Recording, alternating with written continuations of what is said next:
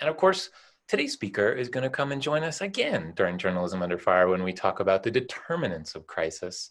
And we're going to get kind of into a lot of the background of how we found ourselves in this very challenging world of 2020. So that is a fine segue to today's speaker is Tim Phillips. Good morning, Tim. Morning. And Tim is the founder and CEO of Beyond Conflict, and we'll be hearing a lot about Beyond Conflict today. And using the unique approach of shared experience, Tim has helped catalyze the peace and reconciliation processes in several nations, including Northern Ireland, El Salvador, and South Africa. Now leading initiatives in the United States. He will present the findings of Beyond Conflict's latest study on toxic polarization, which I think we saw in fine and unfortunate measure in the debate the other night, and discuss potential solutions to depolarize the public space. So Tim, welcome to our live stream channel, and we're thrilled to have you, and the floor is yours. Well, thank you, Sandy, and to all those people online who I don't see, but I'm sure I would enjoy meeting, and also with the Santa Fe Institute. I've been a big fan of Santa Fe as a beautiful place to go, and was there not too long ago. So let me get right into this. As you mentioned, we have worked in many countries around the world, and Beyond Conflict is coming up on its 30th anniversary.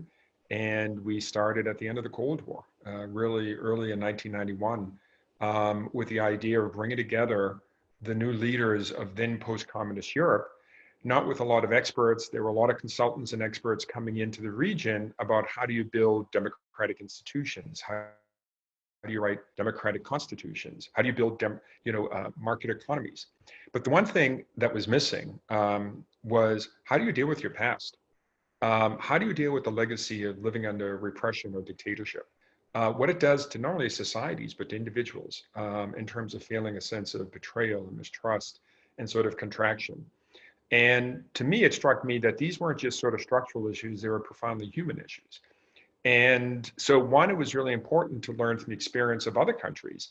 And in 1991, we didn't have the sort of wide menu of countries we can look at today. We had Argentina and Chile after those dictatorships fell. We had what happened in Spain after Franco, denazification in Germany, and a few other examples in Greece and Africa. And so we ended up organizing a gathering in 1992 that brought a who's who of new leaders together with people from these other countries. And a lot of people thought there was no learning across cultures. How does somebody from the former East German learn from somebody in Chile, or even in Spain, which is obviously in Europe? And then it's when people started talking about the word compromise and all the translators, there were people there speaking 21 different languages, and they couldn't find an appropriate translation of the word compromise in their language, like the way we Americans were discussing it, as sort of a give and take. And it was a profound insight, but a profound, powerful moment at this conference in the first day, when people realized we don't have a word for compromise as a give and take. It's about weakness. It's about giving in. It's about loss. And that, relates to what's happening in our country to a large extent today. But it was really at that moment that people realized they could learn from others. And so over the subsequent 27 years of doing this work in 75 countries, we built it on the shared experience of people coming in almost like a big support group, in a sense, to help people imagine what change could look like. Because they, in their own context, could have never imagined, for example, the peaceful end of apartheid. And so, that's a bit of our background. And then, about 10 years ago, we started working with brain and behavioral scientists, because we're always looking for new insights and new tools to help people imagine change. And I'll be talking about one of the most important things we've done by working with brain and behavioral scientists. And maybe we'll just go to the first slide. So one of the most important things we did over the last 3 years is look at, as we all can see, deepening polarization happening in our country. And the issue for us was, what can we do about it? And, because we were starting to work with brain and behavioral scientists, we started thinking about, what are the tools and the insights that behavioral science can bring to unpacking, in a sense, the psychology of polarization. So working with our colleagues at the University of Pennsylvania, Emile Bruneau and Samantha Moore-Berg, and I have to say my good friend and colleague Emile passed away yesterday, and a lot of this research came from his brilliance, as we started looking at the threat of toxic polarization. And, you know, here are the key things. Extreme polarization threatens American democracy. And if we leave it unaddressed, it will continue to damage our trust in institutions and our trust in each other. And those are not very distinct from each other, as we know. And, you know, we think of polarization. Polarization is inherent in any society. In fact, in the 1950s, a lot of political scientists were saying there wasn't enough polarization in the United States because the Republican and Democratic parties, you know, had big tents. And so people weren't given, you know, in a sense, clear distinctions and choices in their politics. And now we're at the opposite end, right? Where we still have those core Democratic and Republican identities, but now they've aggregated many of our fault lines as a nation into one central fault line. And polarization has gone from profound disagreement to one about identity. And so we can see the Democratic Republican identities have begun operating not as opposing political parties, but as social identities, to the way Israelis and Palestinians view one another, Shia and Sunni, or in a way when we worked in Northern Ireland, Catholics and Protestants, even though they were all white and Christian. And what we see is a growing form of an American sectarianism. And, you know, this divide has eroded, you know, Americans' trust in their civic institutions and in each other. It's undermining democratic norms. And, you know, this is not, you know, calling fire in a theater, and it's heightened the risk of political violence, which we've seen. And so, you know, what toxic polarization does is we question each other's rationality, good faith, and grasp of reality. And if we can move to the next slide, I'll talk a bit more about this. So one of the things we did is we said, okay, we need to look at polarization, understand the psychology of polarization in this country. And then long before the pandemic, we were thinking that in a sense, polarization, when it becomes identity-based, is like a public health threat to the nation. It becomes toxic, and it makes it difficult for people to come together and think in very healthy ways about the challenges we face. And so by looking at it as a public health threat, what is the first thing you do is you sort of scientifically analyze, what is it we're dealing with? And then what can we do about it? And so one of the first things, and I'm a non-scientist, learning from scientists is, what are the characteristics of a polarized psychology? And so what's really key, and this is what scientists say generally, we need to focus on how we think as humans and not what we think, because how we think is so deeply unconscious. In fact, close to 90% of how we think is below the level of conscious access. So when you and I become us versus them, and this is a really key point, a whole range of psychological processes come online that just serve to drive us further apart. They affect everything from our judgments, our beliefs, our attitudes, and most importantly, our behaviors. And, you know, as a non-scientist over the last few years, I started having a greater ability to say, that explains why people are saying and doing things that don't fit their behavior in the past, or why they would discount things in ways that don't seem reasonable. And that's one of the things about how our brains work, right? And when we feel very, in a sense, our identities become more salient, particularly under polarization, then our brain does a whole lot of stuff unbeknownst to our conscious minds to keep us tied to our groups and to discount information. And, you know, once we divide into these in groups and out groups, our psychology just serves to drive us further apart. And that's why, when I mentioned earlier, we need to focus on how we think and not just what we think.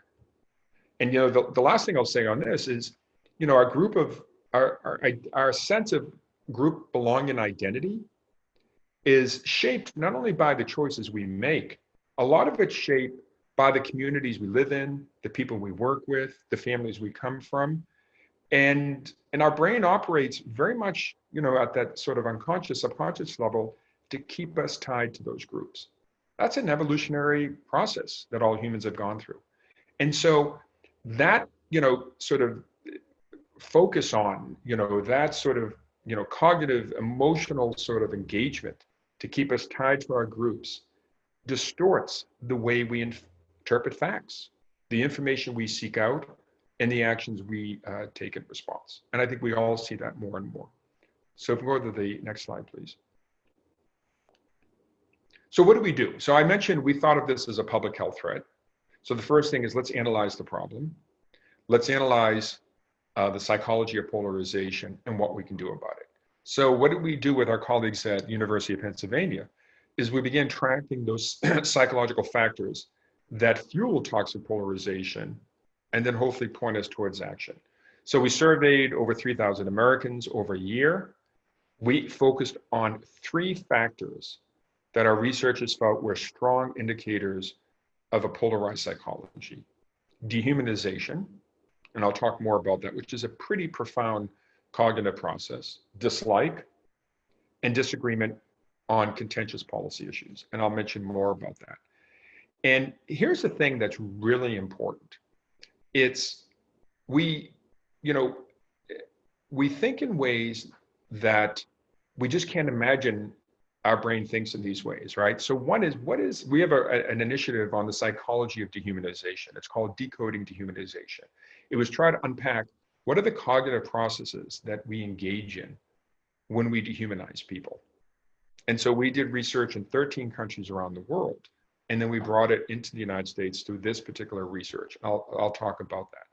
So we looked at those factors, and then we looked at what are the consequences of toxic polarization, including support for party over country, and trust in civic institutions such as Congress. So we can go to the next slide, please. So we have this report that came out a few months ago, America's Divided Mind, Understanding the Psychology That Drives Us Apart. And here's the key finding. Not only is polarization becoming toxic because it's becoming identity-based, but a lot of that is being shaped on false beliefs and perceptions, meaning that Americans believe that the other party dehumanizes them, dislikes them, and disagrees with them more than twice than people actually do. And that's really important. And I'll get into why that's happening. So Americans believe this. And so here's what we did. And we'll go to the next slide. On issues, we asked Representative Democrats and Republicans on the issue of immigration. We would ask a Democrat about their views on border security, and the same with Republicans. We'd ask a Democrat, so where are you on the position of border security and immigration? And where do you think other Democrats are? And what you'd see is, people had strong opinions, but there was this real overlap across the middle and to the other side. When we would ask Republicans the same thing, strong positions, but a lot of overlap with Democratic positions. And, it's a significant gap, but not insurmountable. There are a lot of people in both parties who see themselves sharing a middle position on this issue. And this is based on asking Democrats and Republicans, where do they see this issue, and where do they see people in their party seeing this issue? Then if you go to the next slide, but when we ask Democrats and Republicans, where do you think Democrats are on the issue of open borders? Republicans would say they want them completely open. When you'd ask a Democrat, where do you think Republicans are on open borders? They would say they want them completely closed. So in fact, what was happening is we had evidence that there's a lot of overlap on issues of immigration and border security. But when asked, where do they think the other side is? Based on these profound false perceptions of the other side, they see them at these extreme levels, in a sense, more than close to double than what the real position is, right? And let me go to the next slide. We did this on gun control. We did this on several other issues. And we found on profound policy issues, Democrats and Republicans misperceived by double how far apart they are from the other side. And then on this really difficult issue, and it's sort of a blunt measure about dehumanization. I mean, dehumanization is to see somebody else or another group as not fully human. And so in this rather blunt but powerful instrument of the ascent of man, and you see a piece of it here, we show, this goes from many decades ago of an early primate, and then you show, the evolutionary step to humans. So we would take this ascent of man diagram on a scale of 0 to 100, and we would ask, and we did this around the world, Democrats and Republicans, where would you place your party on this graph? And, Democrats and Republicans, and this is, consistent around the world, people never put their own sort of group as fully at 100% because they know we're imperfect as a species. But when you'd ask a Democrat, Republican, where would they place the other side? Democrats' evaluation of Republicans is at around 83. And Republicans' evaluations of Democrats were at 80. How evolved do you think the other party is, right? So this really tells you, this is a sort of a cognitive, emotional, what would they call it? Affective response. Yeah, looking at this, scale of human evolution, I'd put them there, right? So that's a divide. But then here's the really concerning thing. When we would then ask a Democrat and Republican, well, how far do you think, or how much do you think the other side dehumanizes you? It's way off the charts. It's nearly double. So Democrats, Republicans, like on issues of immigration, gun control, perceive that the other side is either far away or dehumanizes them at profoundly high levels that are not reflected in reality. And when you think somebody dehumanizes you and not sees you as fully human, you have nothing in common. They're a profound threat to you and your community, and you need to do something to stop that. And that's where it leads to, people willing to accept, harm on the other. So this is a profound and important insight. Not only is it toxic because it's identity-based, but we now have evidence that a lot of that is based on these false beliefs, which gives us something to do about it. So I want to go to the next slide, please. So what are the consequences of these psychological divides? And so we looked at different ones. So on the one of dehumanization, if you feel dehumanized at a high level, then you're more prepared to support policies that put your party over the good of the country. And you can see on the graph here, that's pretty significant.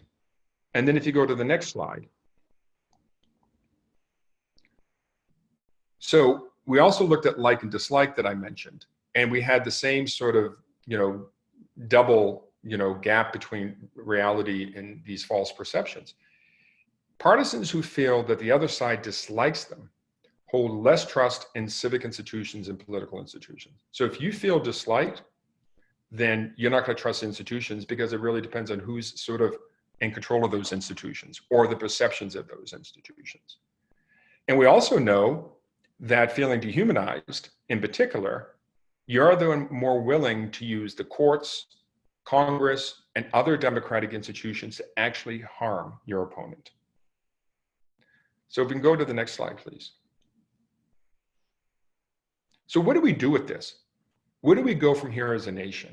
So going back to that public health sort of metaphor, it's assess the problem, in a sense, the science of the problem, the psychology of our polarization, and then what are the interventions and approaches we can take?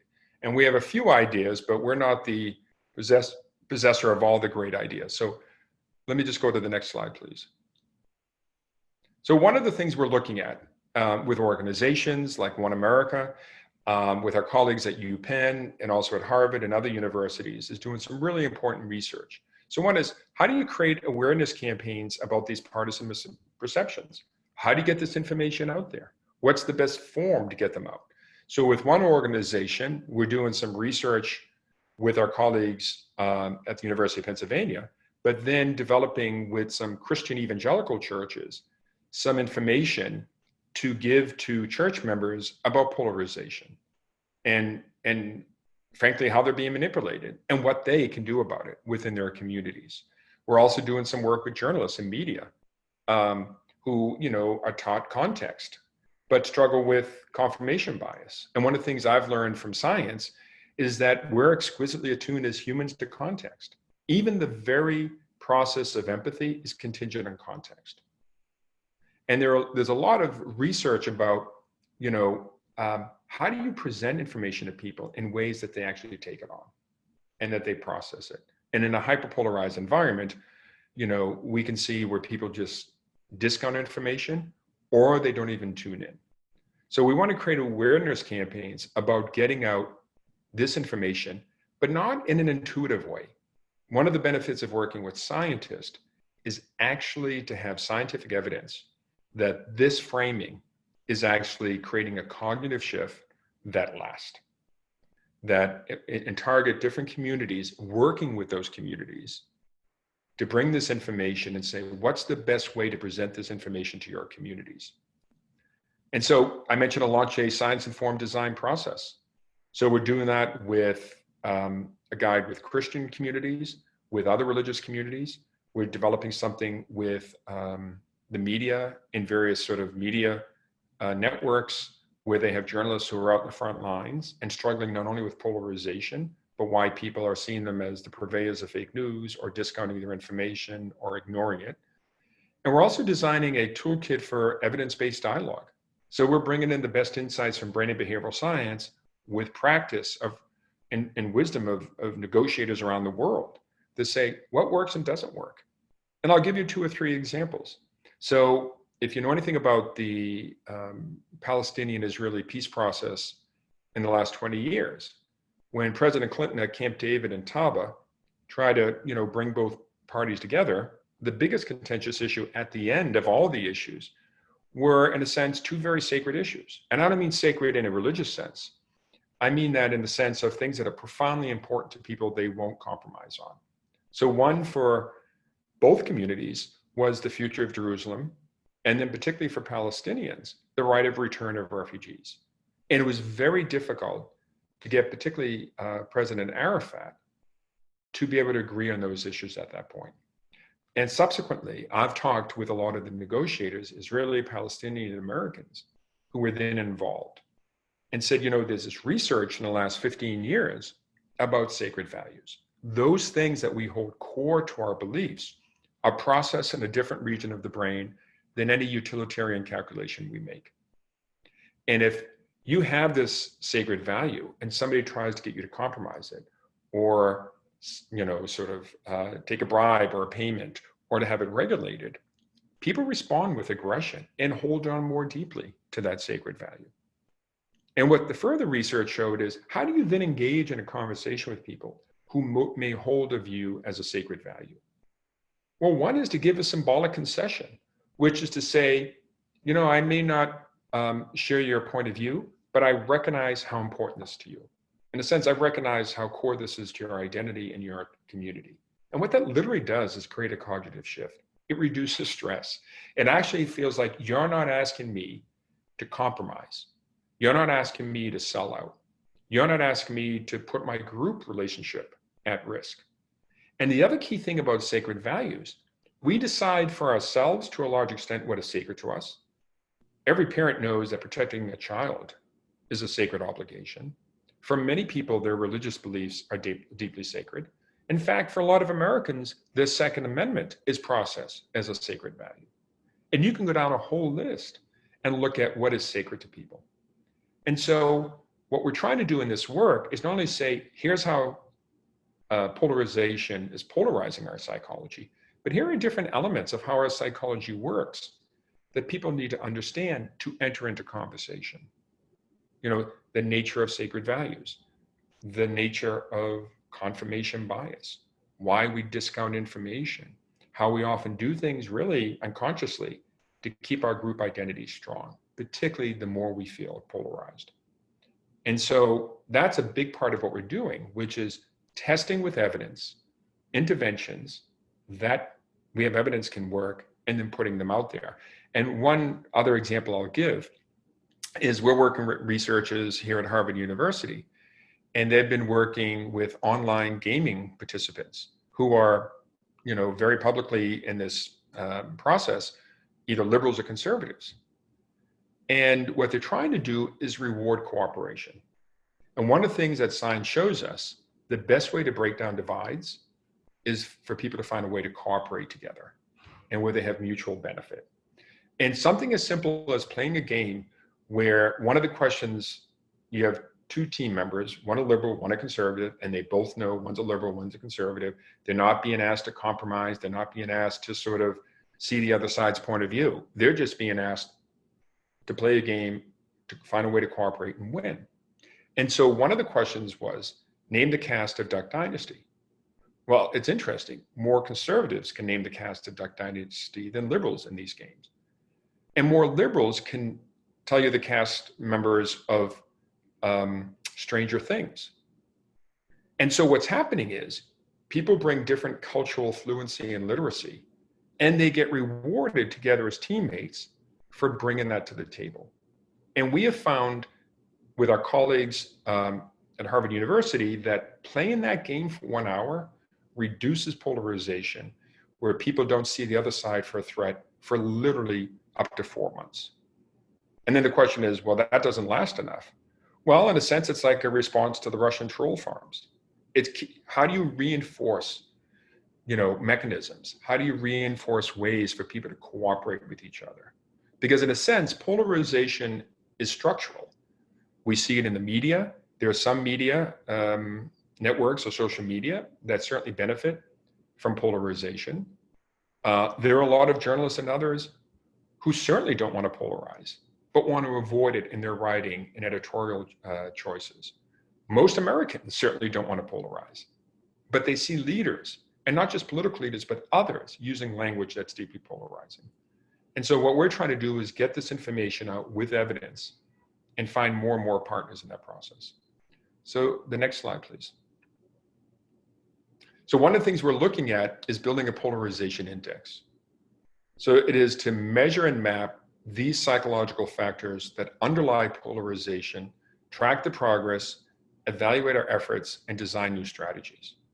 And so what you see here is sort of a very early prototype of a heat map. And this only includes measures of dislike on our research. Now, the larger the number on this map, the bigger the overall partisan misperception in that region. Our goal is to create a heat map and then do national and regional surveys, because we live in a big diverse country in the future, and then design interventions with others to actually try to reduce polarization, identity-based polarization in certain regions. And what this begins to tell us is not only, how much our sort of identity-based polarization is impacting us, but where are these big belief gaps, misperception gaps, and then interventions to get those down. Next slide, please. Oh, maybe that was the last slide. Oh no, here it is. So part of it, and I'll be wrapping up soon so we can get to Q&A, is, we want to engage and train policymakers and opinion leaders to stop the spread of polarizing narratives. Now, we're not naive. There's a lot of interest in driving polarizing narratives, but we're looking for ways to get this out and scale it, because the very future of our nation, the very future of democracy, is at risk here. And one thing, for example, we're looking at is actually doing a survey like the survey we did nationally on misperceptions with congressional staff in Washington, of where there's many thousands.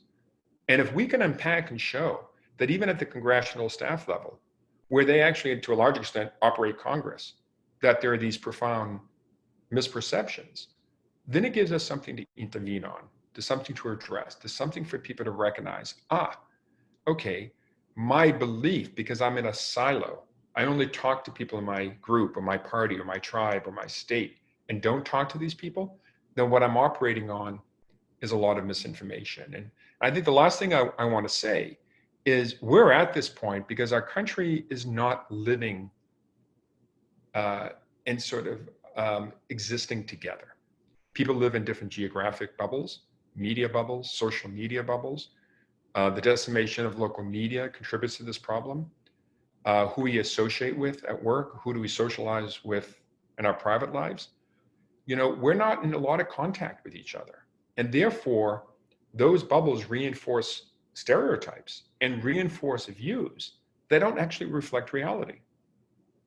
And to be able to quantify that and unpack that gives people not only a tool, but the capacity to say, wait a minute, I can reach across and not fear that I'm compromising, or I'm selling out my community or my party. And so that's, I think, the stage we're at. And I wanted to share this, open up to as many questions. And I hope this has been of use. Thank you, Tim. Thank you very much. That's fascinating. Just a reminder, folks, the floor is open for Q&A, and I have a couple questions myself. One of the things that I found most interesting in looking at the work of Beyond Conflict was the fact that you've done lots of work in other countries. We have a former lead prosecutor here in San Jose who worked on the Rwanda, I forget the full name, but the criminal tribunal in Rwanda.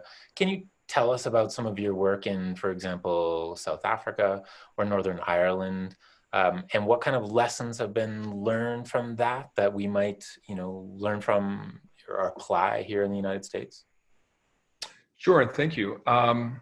Well, as I mentioned, a lot of our work was sort of like a big support group on wheels. We would bring in people who had been former enemies at different levels to help people in other countries imagine that, this is what change could look like, to model change, that you can make peace with your enemy, and at very high levels. And that tends to have a real impact on people's capacity to imagine they can do it for themselves as well. And so one of the really powerful insights, and reflecting in our country here, is I mentioned we're, in a sense, going from a you and I to an us versus them mindset. In most of these countries, I was dealing with an us versus them mindset where they were trying to transition to a you and I. They were trying to transition to a place like we can have some shared identity. We may come from different tribes, different communities, different histories. We may not really know each other well, and we need to have something more in common than a shared passport. And so one of the big things, that people in many other countries have looked for is what allows us to begin to build a community. And, one of the great honors of my life is I knew Nelson Mandela, and he was on our advisory board. And Mandela would say, be tough on structures and institutions, but not on people. And we need to really be cognizant of that in this country. In 1990, when Nelson Mandela was coming out of prison and gave that famous speech to the world, he got a draft from an ANC speechwriter. And Mandela gave it back to the speechwriter, and there were all these hand corrections. And at one point, Mandela wrote about the then president of apartheid South Africa, F.W. de Klerk. He wrote, F.W. de Klerk is an honorable man. And the speechwriter said, Madiba, which is what they call him, how could you say that? You're coming out of nearly 28 years in prison. Your people have suffered, genocide, ethnic cleansing, apartheid. And in the privacy of the room with the two of them, Mandela reached across and said, it is up to him to disprove it. Think of that. Think of that. The leadership and the moral authority is that what Mandela did is said, I have all this equity and I'm not going to save it for myself. I want a country and not just power. And therefore, I'm going to take some of my capital and lend it across to this man. Some may say he doesn't deserve it, but what I'm doing is building a bridge. And I saw in Northern Ireland, John Hume, who won the Nobel Peace Prize and died a couple of months ago, who we worked with. Not as famous as Nelson Mandela, but he was a Catholic nationalist leader who was against violence. The Irish Republican Army were Irish Republicans, Catholic Republicans, who supported violence in their view because of legitimate grievance. And John Hume, quietly and behind the backs, he was the head of the party, of his own party leadership, would meet with Jerry Adams and Martin McGuinness and other leaders of the IRA to sort of bring them in from the dark. and to use his moral and political authority to say, I'm going to create a bridge for you. Come away from violence. Go to a political process. And in country after country, there are examples of leaders who said, what is it I want? Is it just power, or is it a nation? And when there are immense, profound divides, how do I cross that? How do I model? The word we now use is norms. How do I create a norm of what behavior in the country we should live in looks like? And so when I look, and there are less famous people than Mandela and John Hume who've done these things, right? But they've created bridges for other people to cross and the benefit of the country. And I think there's so many profound lessons we can learn from that here in the United States. And so I would say that's two. And the other thing I would say is we're also in a moment of sort of national reckoning. I mean, we have to deal with our past in order to have a country that we can work towards in the future. And a lot of these countries have struggled with, how do we come to terms with our past without further dividing the nation? And that's, I think, the moment we're in as well. How does that navigate around that idea of American exceptionalism? You know, there's so much to be learned from the world abroad, and yet there's a prevailing spirit. I won't say a dominant spirit, but a prevailing spirit that well, we here know best.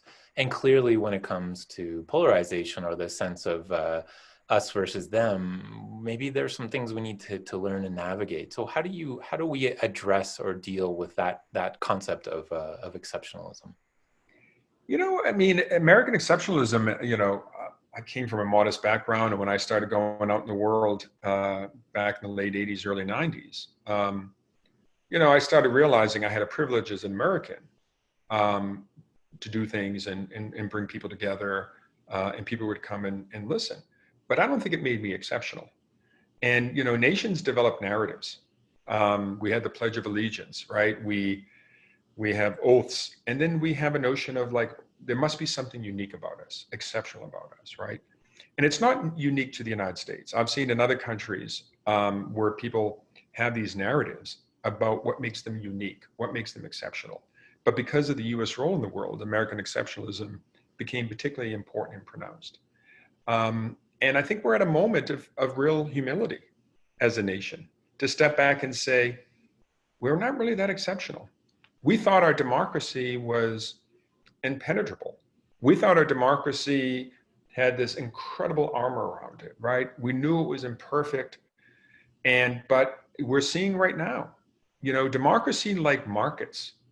There's a friend of mine who was a very successful, you know, business leader after 2008 and 9 said, you know, at the end of the day, markets and currencies are built on confidence.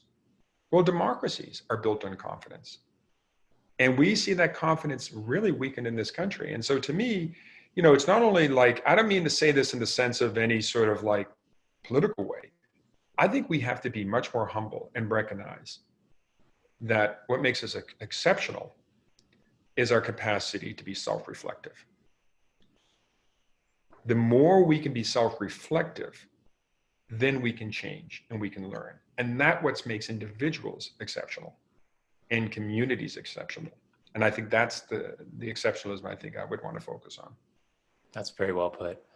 One question that I wanted to ask as well before we go to the audience Q&A is, you know, one of the things that's most fascinating about your work is that instead of the usual assemblage of policy wonks and political scientists and so on, you involve behavioral scientists. And you spoke in the presentation about the need for evidence and so on. But I wonder if you can talk about that shift or that understanding that to have a greater scientific underpinning of many of the concepts you're talking about would allow us to see ourselves, to reflect in different ways. So can you speak to the role of those scientists and how that works exactly? Yeah, I mean, I think I may have mentioned earlier that with great sadness, my real partner in this work, Emile Bruneau, passed away yesterday. And I met him about 10 years ago because so many of the conflicts around the world remained intractable. And so many peace agreements were fragile. And what are we missing about the human experience? And I remember meeting Emile here in Boston. He was at MIT with a brilliant scientist named Rebecca Sachs. I told him about what we did, the shared experience. And one of the first questions Emile asked me is, well, how do you know that works?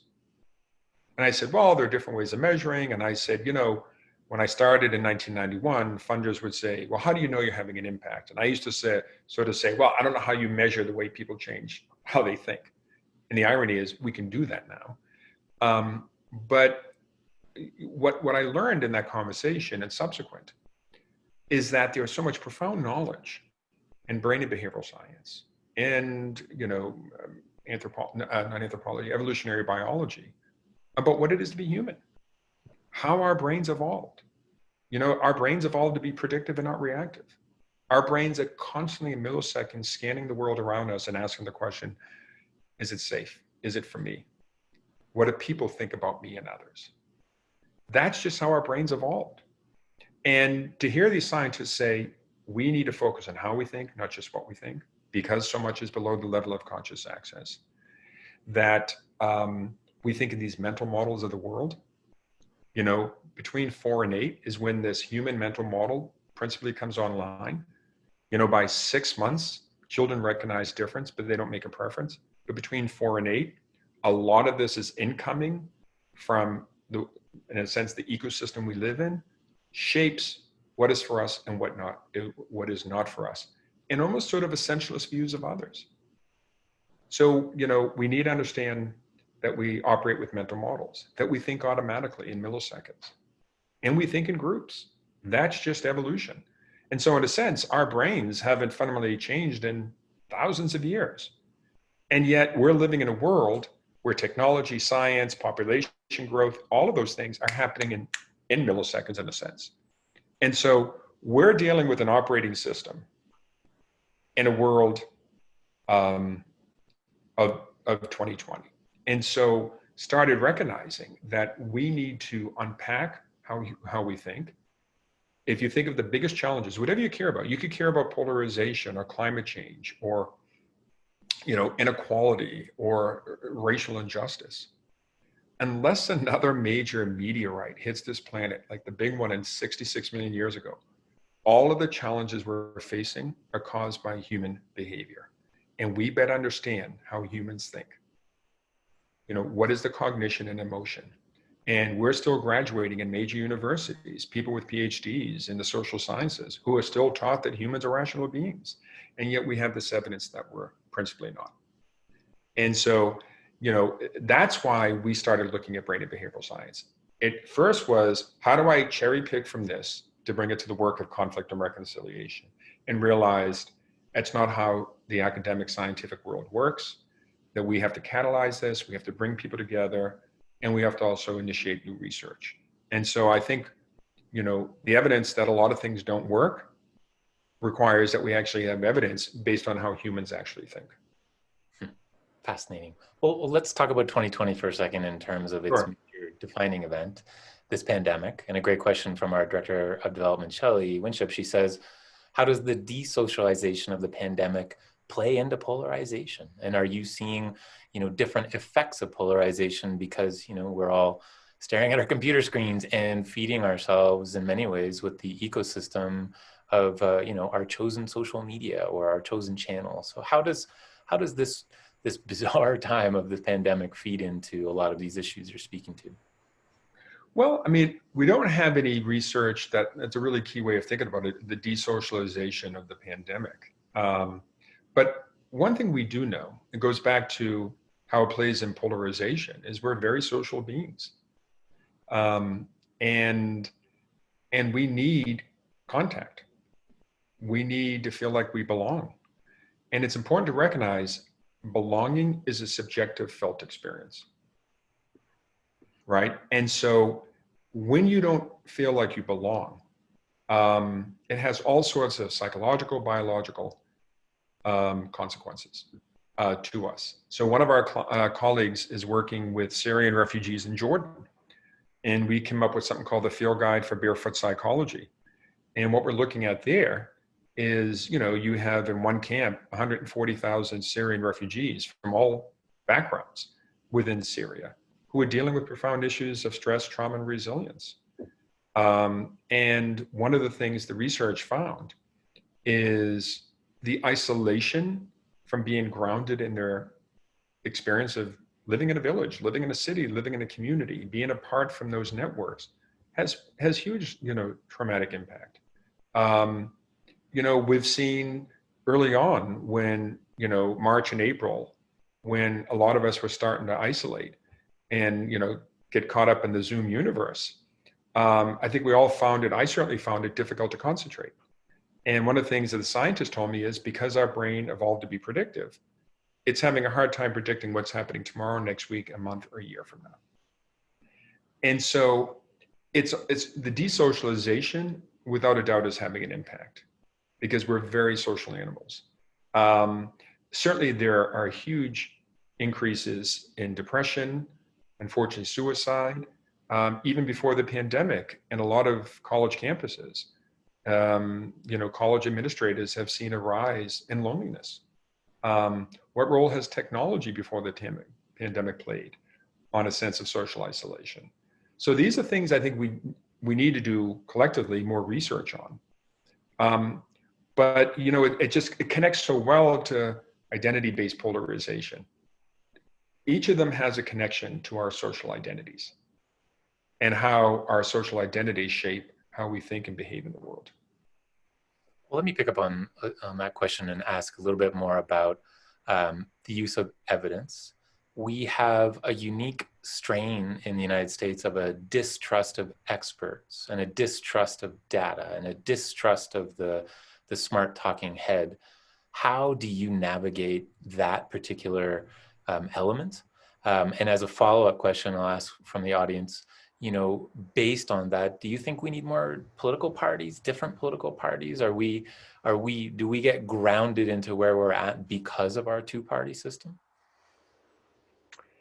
Well, I think there are a lot of people, frankly, who have a lot more background and expertise in this question about party politics in the United States. I think just a reflection of our history, how it's been very difficult for third parties to emerge, right? And so, a lot of identities get put into these two parties. I think there's some evidence that the Republican Party has become less a big tent the way the Democratic Party remains. I don't know how to answer that question, but I will say that on the evidence question, we definitely need evidence. But here's the thing. I think there is a lot of resistance in certain communities to evidence because where it comes from. It's like people discounting certain journalists or journalism.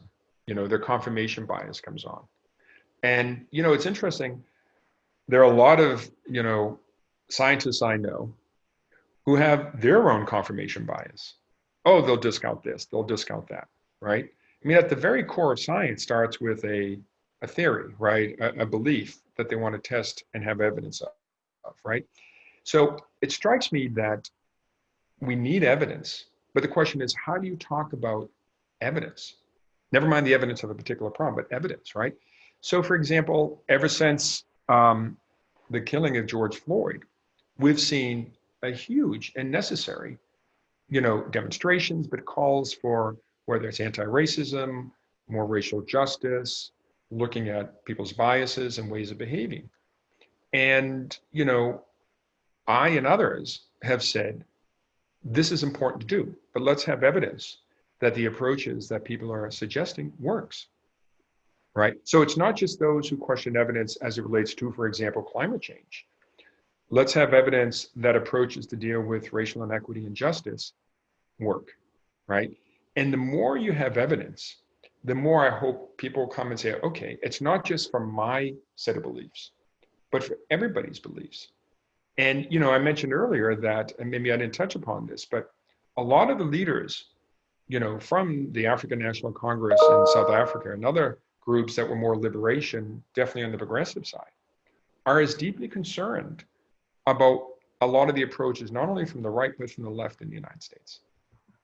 And so being able to interrogate those and say, if what you want is behavioral change, where people actually change for the better social good, do we have evidence that works?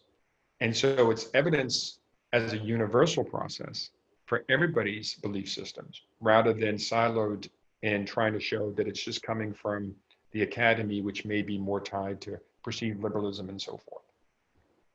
So, I mean, one of the facts of the coronavirus that was documented in the Post and elsewhere was that, Fox News, for example, was broadcasting inaccurate or non-evidence-based information to its viewership, which then resulted in higher spikes of the coronavirus within that viewership. So, how do you deal with some of the partisanship that exists in the media in advancing some of these ideas and evidence and best practices around reducing polarization? Well, I mean, we're doing some work with an organization called Ground Truth that has a program called Report for America, where they're recruiting and training up to will be several hundred journalists to put out local media in the United States. And we've done some workshops with them. And one is to think about, how you frame interviews, how do you frame questions, how do your editors frame headlines, right? That could just reinforce stereotypes or can reinforce like, well, I know where this is going, even putting parentheses around certain words. So one of the questions we would have is on the word woke or wokeness. Literally, if you put parentheses around that, what sort of psychological trigger does that have to the reader? Am I going to read that or not read that? Who's that speaking to?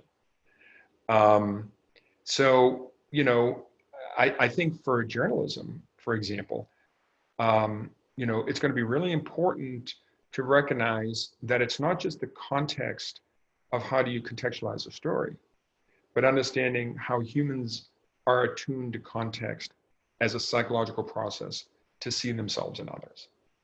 And so recognizing that you have to think of this other context, right? I'll give an example of, if you remember a few years ago, that young Syrian Kurdish boy, Alian Kurdi, who drowned on the raft off of Turkey when his mother was escaping. So that photo appeared on the front page above the fold of the New York Times, as well as many other photos from Syria, front page above the fold. But why did that photo resonate more around the world than others? And why? Because of empathy. Our brains contextualize in milliseconds. That could be our child or our grandchild. That could be a beach in Santa Monica, or it could be a beach on Cape Cod or in Florida. And so without any prompting, our brains automatically access that, contextualize that. SAR could be somebody in their family and then showed interest in it. Where these other images of a father holding his dead daughter, or a young boy killed in the rubble, or thousands of Syrians streaming from a neighborhood of Damascus, people didn't remember those because it was not only out of context. Most people don't live that life, and particularly Syrians before that. And so I think the more when we think of journalism and information is understanding how our brains process just generally the world around us. And then how in particular in periods of polarization does it get enhanced, and what you need to know to navigate that. Question from the audience from Mike Boozer. He says, are there quote unquote sacred non-values? And if so, how do you address them in the same way as sacred values? I don't know if they're sacred non-values. I mean, I think it'd be really interesting. I'll look it up. I know some of the researchers. It's really, the research is focused on sort of utilitarian considerations versus something that we hold on a particular sacred connection to. I mean, we know in the research that sacred values can shift, and that can happen within a group, or individuals decide over time, people have moved from one religion to another, right? Or people have changed their positions. But it's a good question, which I could do some research on and share if there are sort of sacred non-values. Sure, I mean, there are values that people have that don't have that sort of same affective, resonance to us or salience to us. I think it's particularly when they're sacred, when they're core to your identity and your group identity, those are the ones that are most difficult to budge. But with a symbolic concession of, I recognize that this is sacred to you, that this is core to you, actually allows people to then engage in a more reason-based conversation. So I have just one more question, but also a comment beforehand. And I'm wondering if maybe you or Anna could provide additional information on the heat map. There's been some questions in the chat room around its methodology and or whether some states are underrepresented in terms of their heat. And maybe that's something that we can send to the participants following the call. But do you want to talk about the heat map for just a second? Yeah, I'll just quickly, and then if Anna wants to join, that is a real early stage prototype on some initial information. So our goal is to really populate it with a lot more going forward. Um, and so we give that more as an example of the heat map we want to build, rather than, I would say, really operational data right now. But I mean, it does show you, what this could do and tell us. But what we would do in the heat map is break out specific areas. Is it on like or dislike, dehumanization, on issues? What are the particular issues in that area? And part of it is also based on, it tells you, where there's greater misperception, an area where there's probably less contact between people. And what are the sources of knowledge and information? I mean, one of the things we want to do is get to owners of newspapers and media in different communities.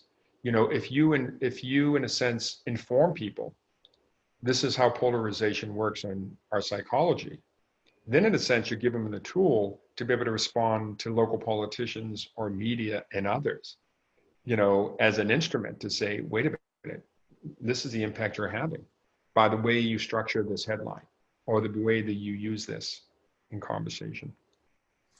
So last question, and I know that you have a busy day, as do we all. So we'll let you go after one more question, and it's really kind of a forward-looking question that starts in the past. And this is I'm going to build on a question from Irene here, and she says, the current presidential administration began its re-election campaign by inflaming and encouraging hatred of the other. And to the extent that this attitude attracted half of our population is a daunting fact. How do we move through this moment in time where, the administration is advancing, let's put it diplomatically, not a human rights agenda?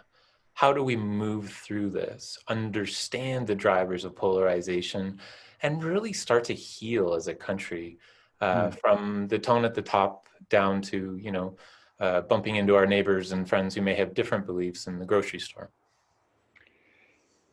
I was talking to some of my colleagues from the Middle East, South Africa, Northern Ireland over the last 3 weeks. And one of them said something to me.